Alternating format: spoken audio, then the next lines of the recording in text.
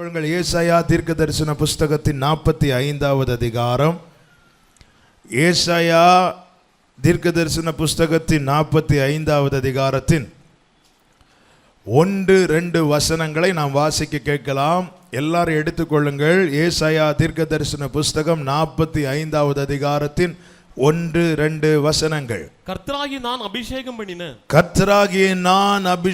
பண்ணின கோரேசுக்கு முன்பாக ஜாதிகளை கீழ்ப்படுத்தி ராஜாக்களின் இடைக்கட்டுகளை அவிழ்க்கும்படிக்கும் அவனுக்கு முன்பாக வாசல்கள் பூட்டப்படாதிருக்க கதவுகளை திறந்து வைக்கும்படிக்கும் அவனை பார்த்து அவன் வலது கையை பிடித்துக் கொண்டு அவனுக்கு சொல்லுகிறதாவது நான் உனக்கு முன்னே போய் கோணலானவைகளை செவ்வையாக்குவேன். எல்லாரும் உங்கள் வலது கரத்தை வானத்துக்கு நேராய் உயர்த்தி கர்த்தர் என்னோடு பேசும் என்று சொல்லுங்க பார்க்கலாம். இந்த வார்த்தை நான் சுதந்தரிக்க பரலோக தேவன் எங்களுக்கு கிருபை செய்வீராக. ஹல்லேலூயா. என் ஆண்டவர் சொல்லுகிற வார்த்தை இது. கர்த்தருக்கு மகிமை உண்டாவதாக. நேரம் அதிகம் இல்லை, சுருக்கமாய் அநேக காரியங்கள் சொல்லப்பட வேண்டி இருக்கிறது. என் ஆண்டவர் தெளிவாய் சொல்லுகிற வார்த்தை என்ன தெரியுமா? ஆமென். கர்த்தராகிய நான் அவனை பார்த்து அவன் கையை பிடிச்சு அவனுக்கு சொல்லுகிறதாவது, நான் உனக்கு முன்னே போறேன், நான் உனக்கு முன்னே போறேன், நான் உனக்கு முன்னே போறேன். ஹல்லேலூயா. நான் உனக்கு முன்னே போறேன்.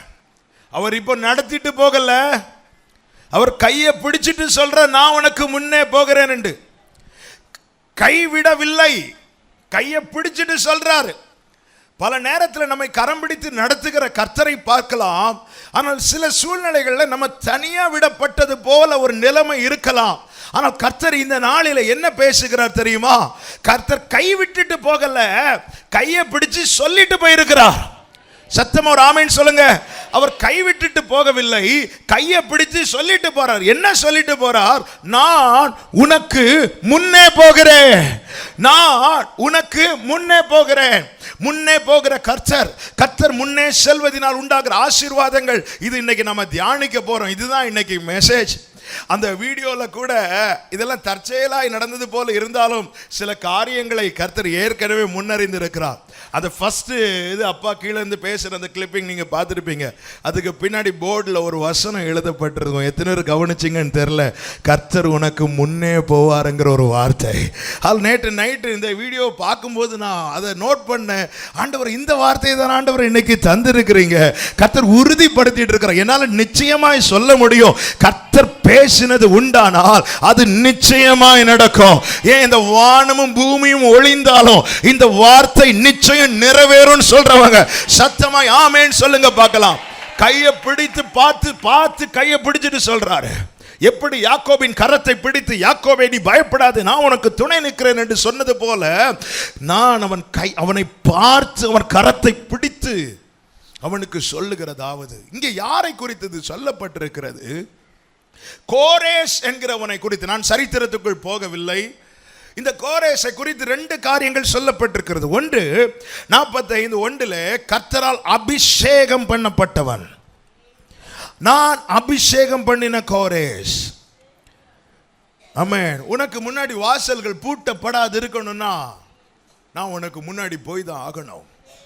இந்த தடைகளை உடைக்கும் ஆண்டிலே நமக்கு முன்பாக இருக்கிற எல்லா தடைகள், அடைக்கப்பட்டிருக்கிற வாசல்கள் திறக்கப்பட வேண்டும் என்பது நம்முடைய விருப்பமோ இல்லையோ, என் தேவனுடைய விருப்பம். ஹல்லேலூயா, ஹல்லேலூயா. கர்த்தருக்கு மகிமை உண்டாவதாக. அபிஷேகம் பண்ணப்பட்டவன் மாத்திரமல்ல, அடுத்த வார்த்தையை நன்றாய் கவனிக்கணும். 44வது அதிகாரத்தின் கடைசி வசனத்தை வாசியுங்கள். கோரேசை குறித்து, அவன் என் மேய்ப்பன், அவன் எருசலேமை நோக்கி நீ கட்டப்படு என்றும் தேவாலயத்தை நோக்கி நீ அஸ்திபாரப்படு என்றும் சொல்லி எனக்கு பிரியமானதை எல்லாம் நிறைவேற்றுவான் என்று சொல்லுகிறவர் நான். அபிஷேகம் பண்ணப்பட்ட எல்லாருக்கும் முன்னாடி போவாராங்கிறதெல்லாம் கிடையாது. இன்னைக்கு கர்த்தர் சொல்லுகிற வார்த்தை, நான் கோரேசுக்கு முன்னாடி போவேன்பா.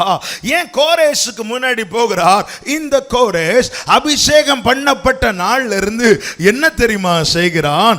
எனக்கு பிரியமானதை எல்லாம் நிறைவேற்ற துடிக்கிறான். எனக்கு பிரியமானதை எல்லாம் செய்ய துடிக்கிறார். இயேசுவின் நாமத்தில் இப்படி சொல்லுகிறேன், கர்த்தருக்கு பிரியமானவைகளை செய்ய வாஞ்சிக்கிறவர்களுக்கு முன்பாக கர்த்தர் அவர்களுக்கு பிரியமானவைகளை செய்ய முன் செல்லுகிறார். கர்த்தருக்கு பிரியமானவைகளை செய்கிறவர்கள் வாழ்க்கையிலே அவர்களை பிரியப்படுத்தும் காரியங்களை செய்யும்படிக்கு ஹல்லேலூயா கர்த்தர் முன் செல்லுகிறார். உனக்கு முன் செல்லுகிற உன் தேவன் யார் என்பதை மற்றவர்கள் அறிந்து கொள்கிறார்களோ இல்லையோ, நீ அறிந்து கொள்ள வேண்டும். ஓ, கர்த்தர் எனக்கு முன்னாடி போவார், ஓகே, நோ, அப்படி அல்ல. கர்த்தர் தெளிவாய் சொன்ன வார்த்தை இதுதான், எனக்கு பிரியமானதை ஒருவன் செய்கிறான், அவனுக்கு முன்பாக நான் செல்லுகிறேன். எதற்காக? அவனுக்கு பிரியமானவைகளை செய்வதற்காக. சத்தமா ஆமென் சொல்லுங்க பார்க்கலாம். அப்ப நமக்குள்ளே நமக்கு பிரியமானவைகளை நாம் செய்ய முடியாது.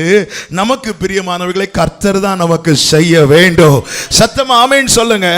நமக்கு பிரியமானவைகள். அப்ப நாம என்ன செய்யலாம்? நாம செய்ய வேண்டியது கர்த்தருக்கு பிரியமானவைகளை நாம செய்யணும். ஹல்லேலூயா. கர்த்தருக்கு பிரியமானவைகளை நாம் செய்தால் அவர் நமக்கு முன்பாக போய் நமக்கு பிரியமானவைகளை அவர் செய்வார். கர்த்தர் நமக்கு முன்னாக போகும்போது உண்டாகிற நன்மைகளை குறித்து சொல்வதற்கு முன்பதாக நம் தேவன் யார் என்பதை அறிந்திருக்க வேண்டும். நமக்கு முன்னாக செல்லுகிறவர் யார் என்பதை சபை அறிந்திருக்க வேண்டும். என் ஆண்டவர் சொல்லுகிறார், அதை 45வது அதிகாரத்தை முக்கியமாக எடுத்து வைத்துக் கொள்ளுங்கள். அங்குமிங்கும் சில வசனங்கள் எடுத்தாலும் இந்த அதிகாரத்திலிருந்து தான் சில காரியங்களை வேகமாய் பேச வேண்டி இருக்கிறது. அதனுடைய 5வது அதிகாரம் 5வது வசனத்தை வாசியுங்கள். நானே கர்த்தர், நானே கர்த்தர், வேறொருவர் இல்லை, வேறொருவர் இல்லை, என்னை தவிர தேவன் இல்லை, என்னை தவிர தேவன் இல்லை. அடுத்த வசனம், என்னை தவிர ஒருவரும் இல்லை என்று, என்னை தவிர ஒருவரும் இல்லை என்று சூரியன் உதிக்கிற திசையிலும் அது அஸ்தமிக்கிற திசையிலும் அறியப்படும்படிக்கு நீ என்னை அறியாதிருந்தும் நான் உனக்கு இடைக்கட்டு கட்டினேன். 18வது வசனம், வானங்களை சிருஷ்டித்து பூமியையும் வெறுமையாயிருக்க சிருஷ்டியாமல் அதை குடியிருப்புக்காக செய்து படைத்து அதை உருவேற்படுத்தின தேவனாகிய கர்த்தர் சொல்லுகிறதாவது, நானே கர்த்தர், வேறொருவர் இல்லை. கர்த்தர் வேறொருவர் இல்லை. 22 23 வசனங்கள். பூமியின் எல்லை எங்கும் உள்ளவர்களே, பூமியின் எல்லை எங்கும் உள்ளவர்களே, என்னை நோக்கி பாருங்கள், அப்பொழுது ரட்சிக்கப்படுவீர்கள். நானே தேவன், வேறொருவரும் இல்லை. இல்லை. முழங்கால் யாவும் எனக்கு முன்பாக முடங்கும், நாவு யாவும் என்னை முன்னிட்டு ஆணையிடும் என்று நான் என்னை கொண்டே ஆணையிட்டு இருக்கிறேன். இந்த நீதியான வார்த்தை என் வாயிலிருந்து புறப்பட்டது, இது மாறுபடுவது மாறுவது இல்லை. நானே கர்த்தர், நானே தேவன், வேறொருவரும் இல்லை. ஆண்டவர் மீண்டும் மீண்டும் மீண்டும் மீண்டும் சொல்ல காரணம் என்ன தெரியுமா? உனக்கு முன்பாக செல்லுகிறவர் யார் என்பதை நீ அறிந்திருக்க வேண்டும். சூரியன் உதிக்கிற திசையிலிருந்து அது அஸ்தமிக்கிற திசை வரைக்கும் எங்கும் எடுத்து பார்த்தாலும், யாரை எடுத்து பார்த்தாலும் அவருக்கு நிகரென்று சொல்ல, அவருக்கு இணை என்று சொல்ல ஒருவரும் கிடையாது. எனவே தான் ஆண்டவர் தம்மை கொண்டே ஆணையிட்டு சொன்னார். நாம பிராமிஸ் பண்ணோம். எதை பிராமிஸ் பண்ணோம்? நம்மை விட எது பிரஷியஸோ, எது மேன்மையானதோ அதுக்கு மேல சத்தியம் பண்ணுவோம்ல. என் ஆண்டவர் சொல்கிற தன்னை கொண்டே ஆணையிடுகிறார் என்றால் அவரை விட மேலானது, பெரியது என்று எதுவும் கிடையாது. ஆமென் சொல்றவங்க நல்ல கரங்களை தட்டி பெரிய தேவனை நாம் ஆராதிக்கிறோம். ஹல்லேலூயா. பெரிய தேவனை ஆராதிக்கிறோம். இந்த பெரிய தேவன் தான் நாம் ஆராதிக்கிற தேவன். இந்த பெரிய தேவன், அவரை தவிர வேறொருவர் இல்லை என்பதை நாம் அறிந்து கொள்ள வேண்டும் என்பதுதான் நம் தேவனுடைய முதலாவது விருப்பம். நம் தேவன் யார் என்பதை நாம் அறிந்து கொள்வோமானால் இன்று நாம் பயப்படுகிற அநேக காரியங்களை குறித்து நாம் பயப்பட மாட்டோம். ஆமென். சத்தமா சத்தமா என் தேவன் பெரியவர்னு சொல்றவங்க சத்தமா ஆமென் சொல்லுங்க பார்க்கலாம். ஒரு சில வசனங்களை வாசியுங்கள். உபாகமம் 4வது அதிகாரத்தின் 31 முதல், உபாகமம் 4வது அதிகாரத்தின் 31 முதல் வாசியுங்கள். உன் தேவனாகிய கர்த்தர் இரக்கமுள்ள தேவனாய் இருக்கிறபடியால் அவர் உன்னை கைவிடவும் மாட்டார், உன்னை அழிக்கவும் மாட்டார். உன் பிதாக்களுக்கு தாம் ஆணையிட்டு கொடுத்த உடன்படிக்கையை மறக்கவும் மாட்டார். தேவன் மனுஷனை பூமியிலே சிருஷ்டித்த நாள் முதல் உனக்கு முன் இருந்த பூர்வ நாட்களில் வானத்தின் ஒரு முனை தொடங்கி அதன் மறுமுனை மட்டுமல்ல எவ்விடத்தில் ஆகிலும் இப்படிப்பட்ட பெரிய காரியம் நடந்ததுண்டோ? இப்படிப்பட்ட காரியம் கேள்விப்பட்டதுண்டோ? அக்கினி நடுவில் இருக்கிற பேசுகிற தேவனுடைய சத்தத்தை நீ கேட்டது போல, நீ கேட்ட தேவனுடைய சத்தத்தை நீ கேட்டது போல, யாதொரு ஜனமாவது கேட்டதும் கேட்டதும் உயிரோடு இருந்ததும் உண்டோ? அல்லது உங்கள் தேவனாகிய கர்த்தர் எகிப்திலே உங்கள் கண்களுக்கு முன்பாக உங்களுக்கு செய்தபடி எல்லாம் தேவன் அந்நிய ஜாதிகளின் நடுவிலிருந்து ஒரு ஜனத்தை சோதனைகளினாலும் அடையாளங்களினாலும் அற்புதங்களினாலும் யுத்தத்தினாலும் வல்லமையுள்ள கரத்தினாலும் ஓங்கிய புயத்தினாலும் மகா பயங்கரமான செய்களினாலும் தமக்கென்று தெரிந்து கொள்ள வகை பண்ணினதுண்டோ என்று விசாரித்து பார். கர்த்தரே தேவன், அவரை இல்லாமல் வேறொருவரும் இல்லை என்பதை நீ அறியும்படிக்கு இது உனக்கு காட்டப்பட்டது. கரங்களை உயர்த்தி சத்தமாய் ஹல்லேலூயா. ஆண்டவர் இவ்வளவு பெரிய செயல்களை செய்தது எதற்காக? நீ அறிந்து கொள்ள வேண்டும் உன் தேவன் யார் என்பதை. நீ தேசத்திலே ஒவ்வொரு காரியங்கள் நடக்கும் போது, ஆமென், மகா வல்லமையினாலும் பலத்த கரத்தினாலும் ஓங்கிய புயத்தினாலும் அற்புதங்களினாலும் அடையாளங்களினாலும் பெரிய சோதனைகளினாலும் கர்த்தர் தேசத்திலே தம்முடைய மகத்துவத்தை வெளிப்படுத்தும் போது மற்றவர்கள் இது தேவனுடைய கரம் என்பதை அறிந்து கொள்கிறார்களோ இல்லையோ, நீ அறிந்து கொள்ள வேண்டும். அதற்காக தான் இது உனக்கு காட்டப்பட்டது. உன் தேவன் யார் என்பதை நீ அறிந்து கொள்ள வேண்டும். நீ தேவனை குறித்த அறிவு இல்லை. ஹல்லேலூயா. என் ஆண்டவர் எனக்கு முன்னாடி போனா எந்தெந்த வாசல்கள் பூட்டப்பட்டிருக்கிறதோ அது எனக்கு முன்னாக திறக்கப்படும். அவ்வளவுதான், சிம்பிள். என் முன்னாடி வாசல் திறக்க என்ன செய்யணும்? கர்த்தர் எனக்கு முன்னாக புறப்பட்டிருக்க வேண்டும். கர்த்தர் எனக்கு முன்பாக தடைகளை நீக்கி போடுகிறவர், உடைத்து போடுகிறவர், அவர்களுக்கு முன்பாக செல்வா. கர்த்தர் சொல்லுகிற, நான் போறேன்னு சொல்றாரு. நான் உனக்கு முன்னாடி போறேன். கையை பிடிச்சு கேரண்டி பண்றாரு. அவர் வாக்கு கொடுக்கிறார். பார்த்து கையை பிடிச்சு சொல்ற, நான் முன்னாடி போறேன்டா, நான் உனக்கு முன்னாடி போறேன். யாரை பார்த்து சொல்ற? கர்த்தருக்கு பிரியமானதை செய்த கோரேசை பார்த்து சொல்லுகிறார். ஆமென். பிலதெல்பியா சபைக்கு கர்த்தர் சொல்லும்போது, உனக்கு இருக்கிறது கொஞ்சம், ஆனாலும் நீ என்ன மறுதலிக்கல பாத்தியா, ஆனாலும் என் மேல வச்சிருக்கிற அன்பை நீ குறைக்கல பாத்தியா, இதோ நான் உனக்கு திறந்த வாசலை வைக்கிறேன். ஒருவரும் அதை உனக்கு பூட்ட முடியாது. இன்னைக்கு வாசல் ஏன் அடைபடுது? கர்த்தர் முன்பாக புறப்பட்டிருக்கிறாரோ. ஹல்லேலூயா. உன் தேவன் யார் என்பதை நீ அறிந்திருக்க வேண்டும். உன் தேவன் யார்? மகா வல்லமையினாலும் ஓங்கிய புயத்தினாலும் உன்னை மீட்டெடுத்திருக்கிறார். எதற்காக இவ்வளவு செயல்கள் தேசத்தில் நடக்கிறது? ஆமென். டிசம்பர் மாதத்தில் ஓங்கி புயல் அடித்ததே, எத்தனை பேர் இது கர்த்தருடைய செயல் என்பதை உணர்ந்து கொண்டீர்கள்? ஹல்லேலூயா. ஆமென். சில காரியங்களை சொல்ல முடியாது, ஆனாலும் சொல்லாமல் இருக்க வழி இல்லை. ஹல்லேலூயா. டிசம்பர் மாதத்தில் ஏன் இப்படிப்பட்ட காரியங்கள் நடக்கிறது? டிசம்பர்ல சுனாமி, டிசம்பர்ல பெரு வெள்ளங்கள், டிசம்பர்ல ஓகி. ஹல்லேலூயா. ஏன் இப்படி நடக்கிறது? பண்டிகை என்கிற பெயரிலே கிறிஸ்துவின் பெயரை வைத்து ஜனங்கள் செய்கிற பல துணிகரமான காரியங்களை என் ஆண்டவர் வெறுத்திருக்கிறார். ஹல்லேலூயா. ஹல்லேலூயா. ஹல்லேலூயா. ஹல்லேலூயா. குடிலுக்குள் இருக்கிற குழந்தை அல்ல, சிங்காசனத்தில் இருக்கிற ராஜாவர். ஹல்லேலூயா. ஹல்லேலூயா. என்னுடைய நாமத்தின் மகிமையை நான் வேறு ஒருவருக்கும் கொடுக்க மாட்டேன். Glory. ஹல்லேலூயா. என் ஆண்டவர் எடுத்துக்கொள்ளப்பட்ட பிறகு தூதர்கள் இறங்கி வந்து சொன்னார்கள், அவர் எப்படி ஃபர்ஸ்ட் வந்தாரோ அப்படி வருவார்னு சொல்லல, எப்படி உங்கள் கண்களுக்கு முன்பாக எடுத்துக்கொள்ளப்பட்டாரோ அப்படிதான் வருவார். அப்படின்னு என்ன அர்த்தம்? இனி அவர் கழுதை மேல வர மாட்டார், இனி அவர் குதிரை மேல வருவார். ஹல்லேலூயா. இனி அவர் மேய்ப்பராய் வர மாட்டார், இனி அவர் ராஜாவாய் வருவார். இனி அவர் முள்கிரீடம் வைத்துக் கொள்ள வரமாட்டார், இனி ஆளுகை செய்ய கிரீடங்களை தலையில் சுட்டினவராய் ஆர்ப்பரிங்க பார்க்கலாம். என் ஆண்டவரை போல் ஒரு தேவன் உண்டோ?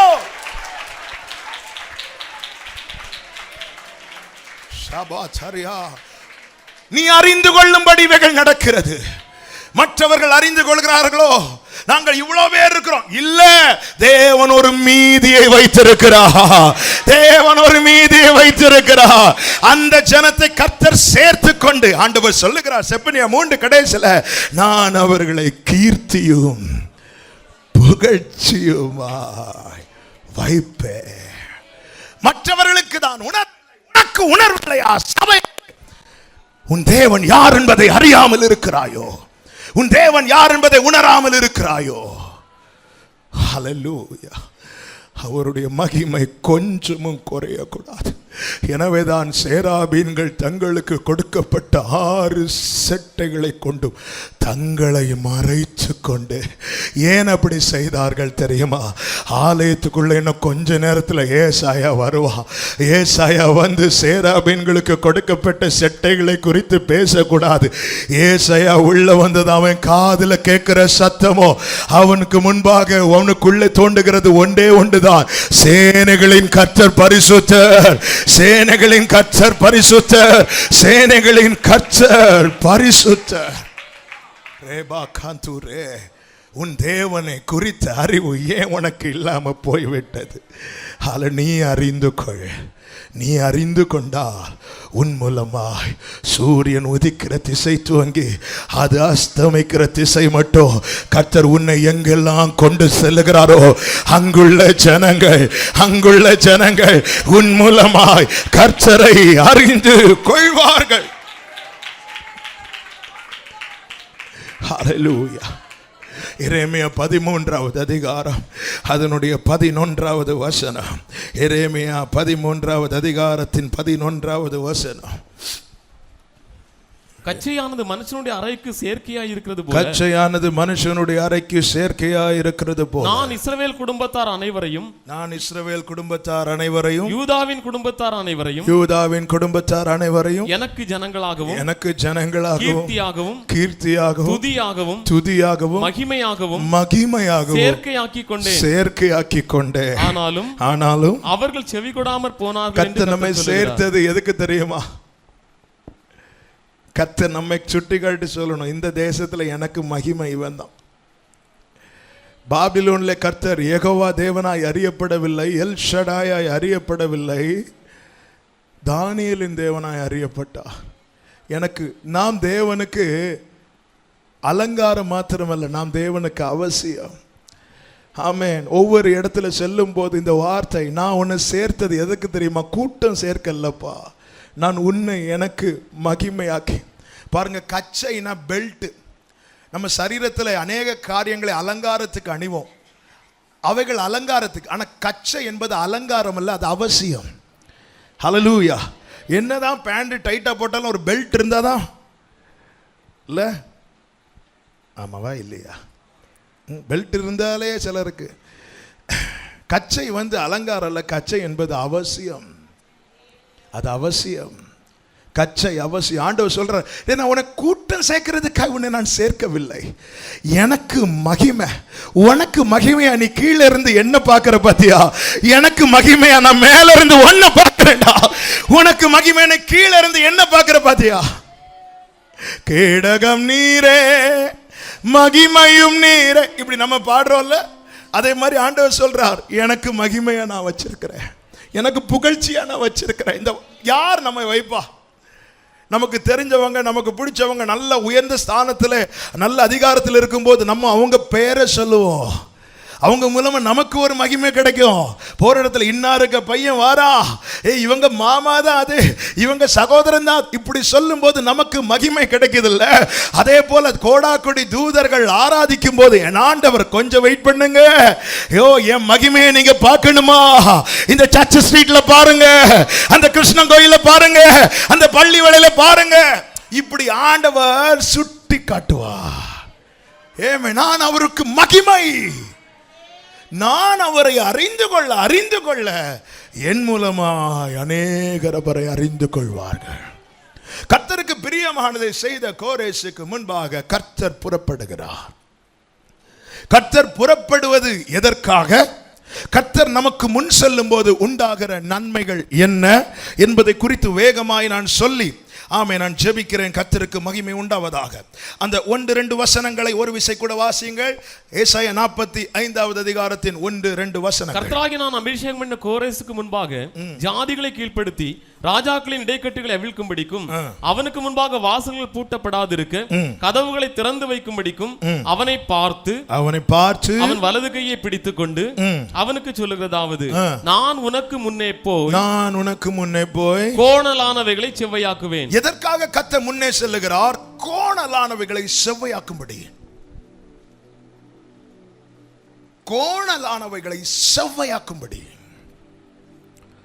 ஏசாயா 59:8 இப்படி சொல்லப்பட்டிருக்கிறது. வாசியுங்கள். ஏசாயா 59:8. சமாதான வழியை அறியார்கள், அவர்கள் நடைகளில் நியாயம் இல்லை, தங்கள் பாதைகளை தாங்களே கோணலாக்கி கொண்டார்கள், அவைகளில் நடக்கிற ஒருவனும் சமாதானத்தை அறியான். கோணலான பாதையில் நடக்கிறவனுக்கு சமாதானம் இல்லை. என் ஆண்டவர் சொன்னார், என்னுடைய சமாதானத்தை உங்களுக்கு வைத்து போகிறேன், உலகம் கொடுக்கிற பிரகாரமா அல்ல. கர்த்தர் சொல்லுகிறார், சமாதானம் இல்லையாமா, நான் போறேன். ஏன் உனக்கு சமாதானம் இல்லை தெரியுமா? கோணல். நான் உனக்கு முன்னாடி போறேன். இந்த கோணலை உருவாக்கினது யார் தெரியுமா? சமாதான குலைச்சலை உண்டாக்கினது யார் தெரியுமா? ஏதேன் தோட்டத்திலே சர்ப்பத்தின் மூலமாய் தன்னை வெளிப்படுத்தின பிசாசு.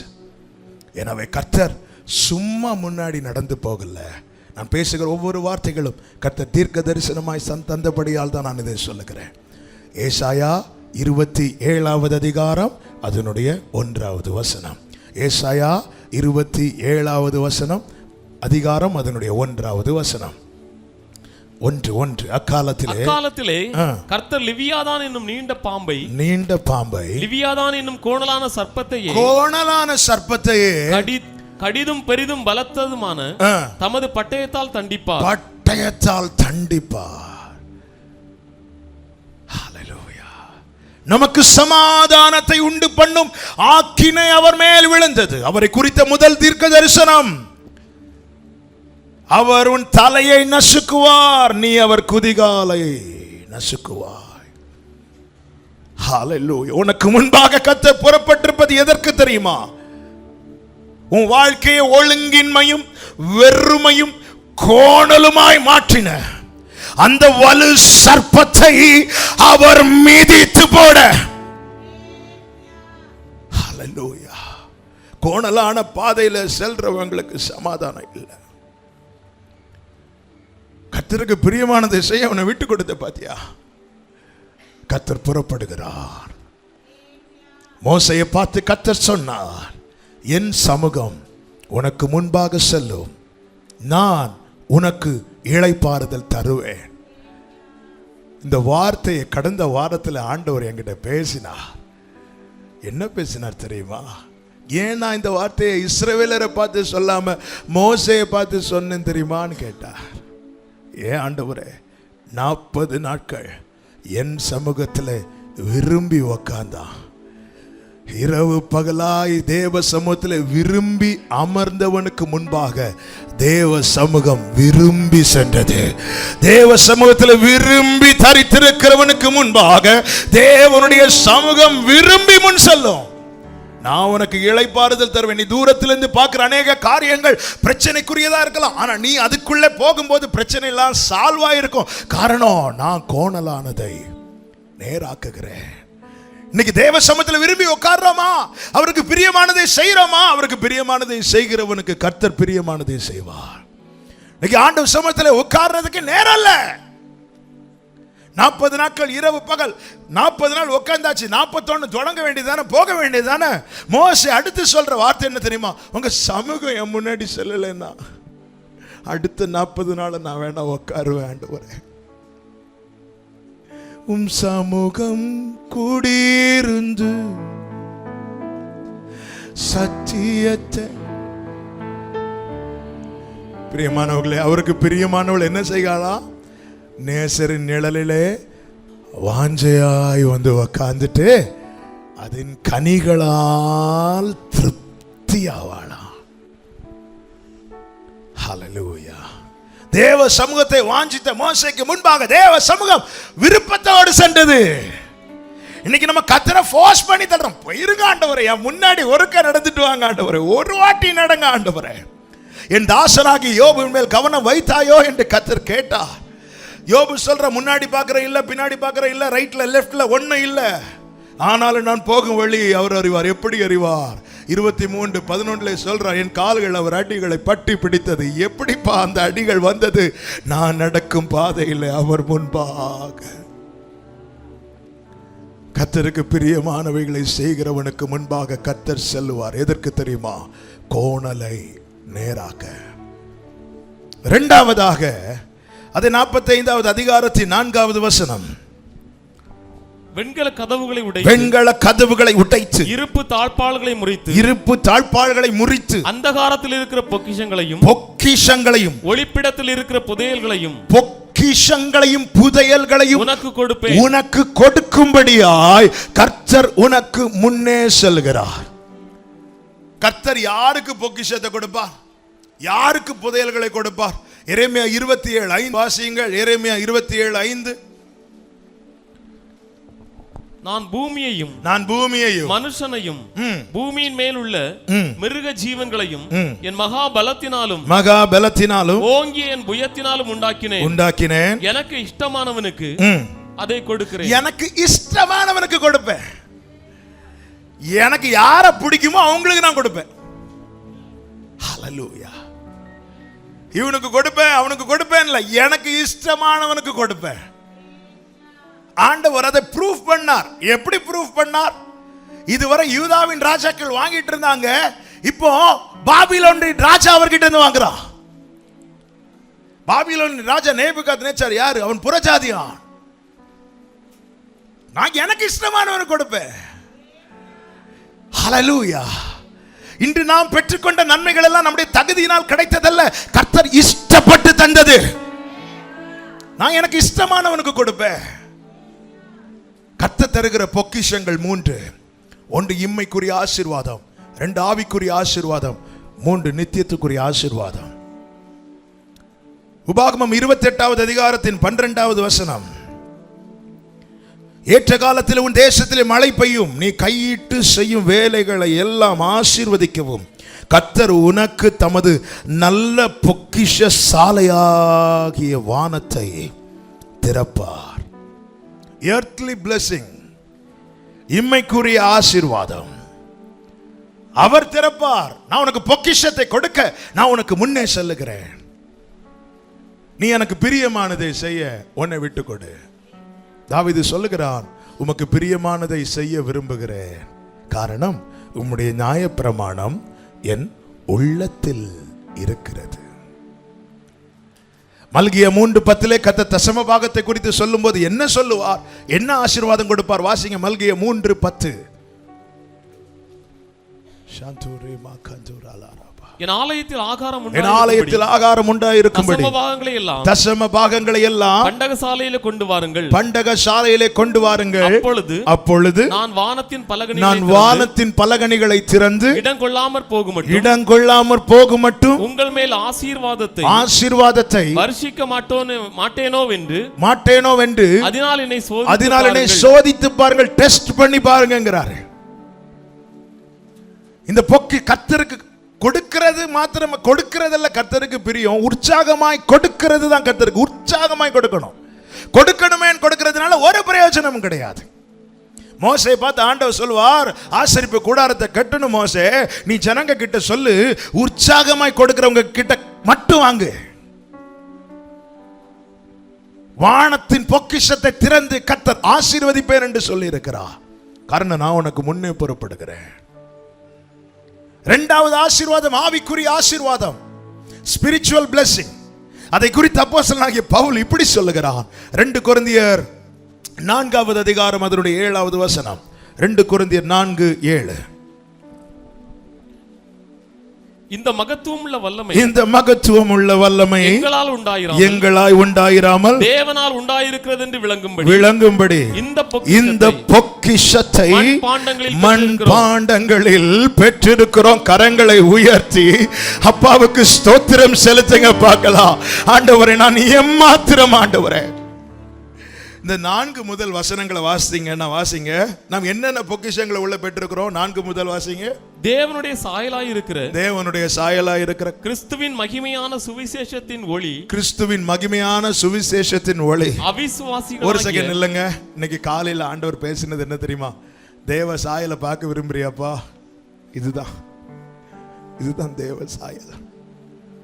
கிறிஸ்துவின் மகிமையான சுவிசேஷத்தின் ஒளி.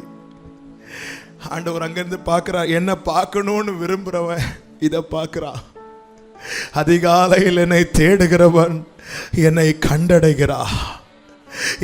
இதுதான் மகிமையான சுவிசேஷத்தின், தேவனுடைய சாயலா இருக்கிற கிறிஸ்துவின் மகிமையான சுவிசேஷத்தின் ஒளி. நம்ம பாடுவோம்ல, உங்க முகத்தை பார்க்கணுமே ஏசையா, உங்க முகத்தை பார்க்கணுமே ஏசையா. ஆண்டவர் கையில கொடுத்திருக்கிறார். இன்னைக்கு எத்தனை பேர் இதை விரும்பி பார்க்கிறோம்? அவர் நம்ம விரும்பி பார்க்கிறார். ஆனா இதை பார்க்கும் போதே ஐயோ, சில அதிகாரங்களை படிக்கும் போதே உள்ளம் அப்படி போராடுதா. இன்னைக்கு வசனம் எத்தனை பேர் விரும்பி படிக்கிறோம்? கர்த்தருடைய தாசன் சொல்ற, எனக்குள் இருக்கிற ஆவியால் நான் அதிகாலையிலே எழும்புறேன், கற்றுக்கொள்றவங்கள போல நான் தீவிரிக்கிறேன். இன்னைக்கு பைபிள் படிக்க டைம் இல்ல. அவரை பார்க்க உன் உள்ளம் வெறுக்குதா? கர்த்தருக்கு பிரியமானது செய்கிறவனுக்கு முன்பாக கர்த்தர் செல்லுவா. இப்பிரபஞ்சத்தின் அதிபதி என்ன செய்கிறானா? வாசியங்கள் 4வது வசனம். அவர்களுடைய மனதை குருடாக்கினா. அந்த லிஸ்ட்ல தான் நான் இருந்தேன். ஆனா அந்த ரட்சிப்பு என்கிற பொக்கிஷத்தை இந்த சுவிசேஷத்தின் ஒளியின் மூலமா இந்த மண்பாண்டத்துக்குள்ளே வைத்திருக்கிறார். சத்தமாய் ஆமென் சொல்லுங்க பார்க்கலாம். அடுத்ததாக சொல்லுகிறான் 7வது வசனம், மகத்துவமுள்ள வல்லமை, அபிஷேகம். இந்த மண்பாண்டத்தை குறித்து, மண்ணு வேற மண்பாண்டம் வேற. மண்ணு கையில் இருக்கும், மண்பாண்டம் கையில இருந்து உருவாக்கப்பட்டு எடுத்து வைக்கப்பட்டது.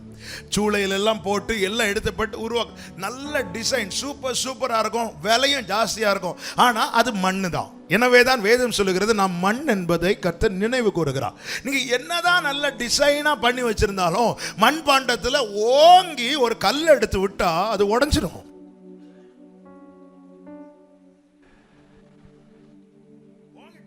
கல்லை தூக்கி எரிஞ்சா அது உடைச்சிடும்.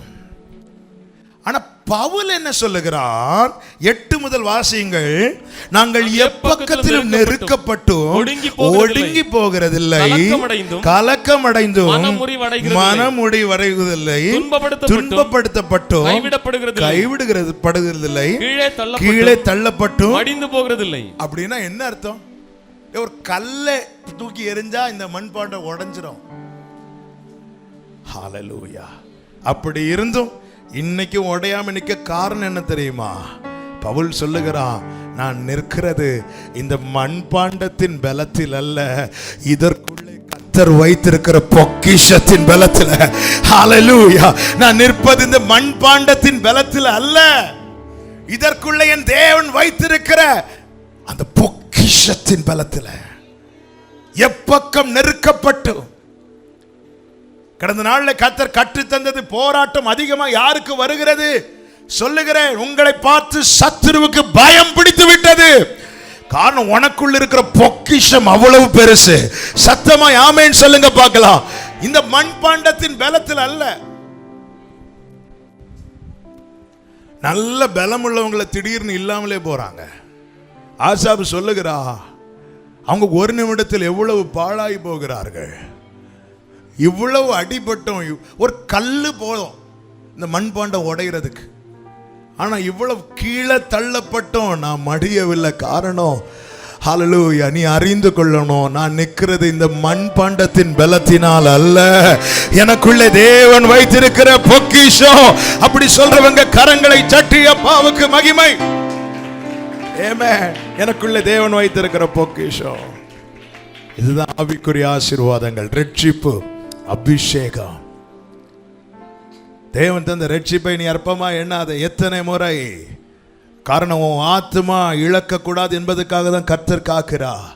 ஒரு ஆத்மா கெட்டு போவது கூட கர்த்தருக்கு பிரியமில்லை. இதை சொல்லும்போது சொல்லுகிறேன், பேதுரு இப்படி எழுதுகிறான், ஆத்துமாவுக்கு விரோதமாய் போராடுகிற இச்சை என்று. ஆத்துமாவுக்கு விரோதமாய் போராடுகிற இச்சை.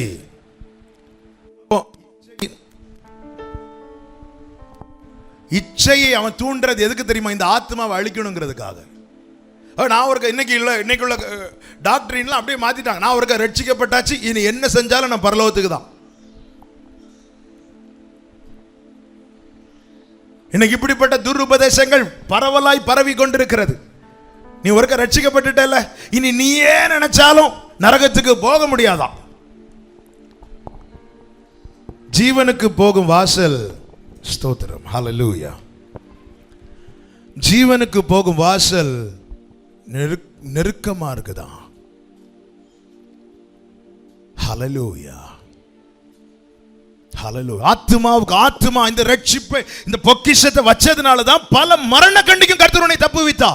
ஒரு செகண்ட் யோசித்து பார், அன்று நீ மாண்டிருந்தால் 2012 இது நேரா இந்த சர்ச் ஆப்போசிட்ல இருக்கிற போஸ்ட் கீழே நின்றுட்டு இருக்கிறேன். நைட்டு 11 மணிக்கு அதில் நின்று நேராக உள்ள சர்ச்சுக்கு வரேன். ஒரு 15 நிமிஷம் ஆகல, பயங்கரமாக ஒரு வெளிச்சம் வந்துச்சு. என்ன அப்படின்னு கொஞ்ச நேரம் கழிச்சு பார்த்தா, நான் நிற்கிற இடத்துக்கு மேலே ஒரு கரண்ட் கம்பி கட்டாகி கீழே விழுந்திருக்கு. ஒரு 10 நிமிஷம் கூட நான் அதில் நின்றுப்பேனா, இன்னைக்கு நான் உங்க முன்னாடி நின்று இருக்க மாட்டேன். அது நடக்க 1 மாதத்துக்கு முன்பாக என்னுடைய ரூமில் நான் ஜோம் பண்ண உட்காந்து இருக்கிறேன். கொஞ்ச நேரம் கழிச்சு சர்ச்சில் வந்து ஜோம் பண்ணுறேன். ஜோம் பண்ணி கரெக்டாக 12 மணி ஆகலை. இது 2012 நடக்குது. என் ரூமில் இருந்த பேட்டரி பயங்கரமாக வெடித்து சிதறுது. 2 பெரிய மரண கண்ணிக்கு கர்த்தர் தப்பு வைத்தார். ஸ்தோத்திரம் சொல்லிட்டு இருந்தேன். ஒரு நாள் அதிகாலையில் கர்த்தர் தட்டி எழுப்பி பேசினார். என்ன பேசினார் தெரியுமா? அன்று நான் உன்னை விட்டு கொடுத்திருந்தால், அப்போ நான் ஊழியக்காரன் தான், அப்போ நான் செய்தி கொடுக்கிறேன், அப்போ நான் ஊழியம் செய்கிறேன். ஆனால் கர்த்தர் பேசினதை நான் தேவ சமூகத்திலிருந்து சொல்றேன். அன்னைக்கு அந்த மரண கண்ணிக்கு நான் உன்னை விட்டு கொடுத்திருந்தா, இந்த பேட்டரி வெடிச்சில், அன்னைக்கு நான் உன்னை விட்டு கொடுத்திருந்தா, இன்னைக்கு நீ என் சமூகத்தில் நின்றுக்க மாட்ட. ஹல்லேலூயா. நான் ஊழியம் செய்ய அதனால போயிடுவேன். நோ. கடைசியில் ஆண்டவர் சொன்ன எச்சரிப்பின் வார்த்தை என்ன? பரிசுத்தம் உள்ளவன். மரண கண்ணுக்கு தப்பு வைத்தது நீ செய்த நீதி அல்ல. உன் ஆத்மாவை இழக்க அவர் விரும்பவில்லை. எத்தனை வீழ்ச்சிகள் வந்தது, விழுந்த பிறகும் நீ இன்னைக்கு நிக்கிறது உன் மண்பாண்டத்தின் பலம் அல்ல, உனக்குள் தேவன் வைத்திருக்கிற பொக்கிஷம். ஆமென் சொல்றவங்க. ஹல்லேலூயா. இல்லாம போக பண்ண சத்துரு எவ்வளவு துடிக்கிறான் தெரியுமா? காரணம் இந்த பொக்கிஷம் உனக்கு தெரியல, அவன் அறிந்திருக்கிறான். 3வது ஆசீர்வாதம், heavenly blessing. ரெஃபரன்ஸ் மட்டும் சொல்றேன். வெளிப்படுத்தல் 2:7, ஜீவ விருட்சத்தின் கனி. எதுக்கு? நீடித்த நாளா இருக்க. வெளிப்படுத்தல் 2:17, மறைவான மன்னா. இந்த மறைவான மன்னாவின் விசேஷம் என்ன? இஸ்ரவேலர்கள் புசித்த மன்னா அடுத்த நாள் கெட்டு போகும். இந்த மன்னா கெட்டு போகவே செய்யாது. நீடித்த நாளாய் வாழ்வது மாத்திரமல்ல, நாம் கெட்டு போகாமல் இருக்க அந்த மறைவான மன்னாவை கொடுக்கிறார். வெளிப்படுத்தல் 7:17, அந்த ஆட்டுக்குட்டியானவர் ஜீவ தண்ணீர் உள்ள நதி அண்டைக்கு கொண்டு போவார். இந்த பரலோக பொக்கிஷத்தை தேவன் நமக்கு கொடுக்கும்படிதான் நமக்கு முன்னே போய் கோணலானவைகளை செவையாக்குகிறார். ஆமென். சத்தமா சொல்லுங்க. இன்னும் 3 காரியங்கள் இருக்கிறது. வேகமாய் கடன்னு சொல்றேன். 3வதாய் கர்த்தர் ஏன் முன் செல்லுகிறார்? 45வது அதிகாரம் அதனுடைய 14வது வசனம் வாசிக்க வேண்டாம், நான் சொல்லுகிறேன். கர்த்தர் நம்மோடு கூட இருக்கிறார் என்பதை நம்மை சுற்றிலும் உள்ளவர்கள் அறிந்து கொள்ளும்படியாய். சத்தமாய் ஆமென் சொல்லுங்க பார்க்கலாம். கர்த்தர் உன்னோடு கூட இருக்கிறார் என்பதை மற்றவர்கள் அறிந்து கொள்ளும்படி கர்த்தர் சொல்ற, நான் முன்னாடி போறேன்ப்பா. அதான் கையை பிடிச்சு சொல்லிட்டு போறார். கொஞ்சம் பொறுத்துக்கோ, கொஞ்சம் வெயிட் பண்ணு. உன்னை சூழ்ந்து இருக்கிறவங்க சொல்ல போறாங்க, உன்னோடு கூட கர்த்தர் இருக்கிறார், உன்னோடு கூட கர்த்தர் இருக்கிறார். ஆண்டவருடைய சத்தத்தை கேட்டு சத்தத்துக்கு கீழ்ப்படிந்த ஈசாக்கு சொன்ன தேசத்தில் குடியிருந்தான். ஆனா அந்த அபிமலேக்கும் கேராரூர் மேய்ப்பர்களும் அவனை துரத்துறாங்க. விரட்டுறாங்க. ஈசாக்கு ஒரு வார்த்தை பேசல. ஏன் பேசல? கர்த்தர் தான் இங்க இருக்க சொன்னா, கர்த்தர் தான் செய்ய சொன்னார். ஓகே, அப்போ எனக்கு எதிராக ஒருத்தங்க எழுமனா அது கர்த்தர் பார்த்துக் கொள்வார். இந்த வேலையை கொடுத்தது கர்த்தர், இந்த இடத்துல நான் வச்சிருக்கிறது கர்த்தர். எனக்கு விரோதமா ஒருத்தங்க எழுமனா கர்த்தர் பார்த்துக் கொள்வார். பேசாம இருந்தா ஒரு விசை துரத்துனாங்க, 2 விசை துரத்துனாங்க, அது ஒரு நன்மைக்காக ரெகோபத்தை கொடுத்தார். ஆனால் 3வது விசை இந்த அபிமெலேக்கு மற்ற எல்லாரும் வந்து என்ன தெரியுமா சொன்னாங்க? ஆதியாகமம் 26, 28 இருக்குன்னு நினைக்கிறேன். இப்படி சொல்றாங்க, கர்த்தர் உன் கூட இருக்கிறார்ப்பா. உன்னை துரத்துனவங்க வந்து சொல்ல போறாங்க, உன்னை விரட்டினவங்க வந்து சொல்ல போறாங்க, உனக்கு முன்னாடி வாசல் அடைச்சவங்க வந்து சொல்ல போறாங்க, உன்னை அற்பமா எண்ணினவங்க வந்து சொல்ல போறாங்க. இந்த வார்த்தை எத்தனை பேர் பெற்றுக்கொள்ள விரும்புகிறீர்கள்? உங்கள் வலது கரத்தை உயர்த்தி சத்தமாய் ஆமென் சொல்லுங்க பார்க்கலாம். கர்த்தர் உன் கூட இருக்கிறார். ஆமென், ஆமென். கர்த்தர் உன் கூட இருக்கிறார். கர்த்தர் கூட இருக்கிறார் என்பதை அறிந்து கொள்ள செய்வார். 4வதாக, சதா காலங்களிலும் வெட்கப்படாமலும் கலங்காமலும் இருக்கும்படி கர்த்தர் முன் செல்லுகிறார். 17வது வசனம். சதா காலங்களிலும் 16 சொல்லப்பட்டிருக்கிறது, விக்கிரகங்களை உண்டு பண்ணுகிற அனைவரும் வெட்கப்படுவார்கள். விக்கிரகங்களை ஆராதிக்கிறவர்கள் நடுவில் கர்த்தர் உன்னை வைத்திருக்கிறாரா? இயேசுவின் நாமத்தில் இந்த வார்த்தையை தீர்க்க தரிசனமாய் மீண்டும் சொல்லுகிறேன். நாட்கள் வரப்போகிறது, நீங்கள் அறிந்து கொள்ள போகிறீர்கள். அவைகளை வணங்குகிறவர்கள் வெட்கப்படுகிற இடத்திலே அவரை ஆராதிக்கிற உன் தலையை கர்த்தர் நிமிர பண்ண போகிறார். சதா காலங்களிலும். யோவேல் 2:26 கர்த்தர் சொன்னார், என் ஜனங்கள் நான் அதிசயமாய் நடத்தி வந்த பாதைகளை நினைத்து துதிப்பார்கள், என் ஜனங்கள் ஒருபோதும் வெட்கப்பட்டு போவது இல்லை. சத்தமாய் ஆமென் சொல்லுங்க. 5வதாக 25வது வசனம், கர்த்தருக்குள் நீதிமான்கள் ஆக்கப்பட்டு மேன்மை பாராட்டும்படி. எதற்காக முன் செல்லுகிறார்? கோணலை நேராக, பொக்கிஷங்களை கொடுக்க. உன்னோடு கூட கர்த்தர் இருக்கிறார் என்பதை மற்றவர்கள் அறிந்து கொள்ள, வெட்கப்பட்ட இடத்தில் உன் தலையை உயர்த்த, எல்லாவற்றுக்கும் மேல அவருக்குள் நீதிமான். அவருக்குள் எப்படி நாம் நீதிமான்கள் ஆக்கப்படுவது? ஏசாயா 58 ஏசாயா எப்படி சொல்லுகிறான்? என்னை நீதிமானாக்குகிறவர் சமீபமாயிருக்கிறார். 51:1 இப்படி சொல்லப்பட்டிருக்கிறது, நீங்கள் வெட்டி எடுக்கப்பட்ட கண்மலையும் தோண்டி எடுக்கப்பட்ட துறவின் குழியையும் நோக்கி பாருங்கள். அவர்கள் அவரை நோக்கி பார்த்து பிரகாசம் அடைந்தன, அவர்கள் முகங்கள் வெட்கப்பட்டு போவதில்லை. 58 என்னை நீதிமானாக்குகிறவர் சமீபமாயிருக்கிறார். 51:1 நீ வெட்டி எடுக்கப்பட்ட கண்மலையும் தோண்டி எடுக்கப்பட்ட துறவையும் நோக்கிப்பார். 52:14 மனுஷனை பார்க்கிலும் அவருடைய முக பார்வையும் மனுபுத்திரரை பார்க்கிறோம் அவருடைய ரூபம் இவ்வளவு அந்த கேடு அடைந்தபடினாலே அவரை கண்ட அநேகர் பிரமிப்படைந்தார்கள். இதுக்கிடையில் ஆண்டவர் முன் சென்று அநேக காரியங்களை செய்தார், தன்னை விட்டு கொடுத்தார். எதற்காக? 53:11 அவர் தமது ஆத்தும வருத்தத்தின் பலனை கண்டு திருப்தி ஆவார். என் தாசனாகிய நீதிபரர் தம்மை பற்றும் அறிவினால் அநேகரை நீதிமான்களாக்குவார். அவர்களுடைய அக்கிரமங்களை தாமே சுமந்து கொண்டு ஆமென் கரங்களை சட்டி அப்பாவுக்கு மகிமை. அவர் முன் செல்லுகிறவர். ஹல்லேலூயா. சபையை கர்த்தருக்கு பிரியமானதை செய்ய உங்களை விட்டு கொடுங்கள். உங்களுக்கு பிரியமானவைகளை செய்ய கர்த்தர் உங்களுக்கு முன்னே போவார்.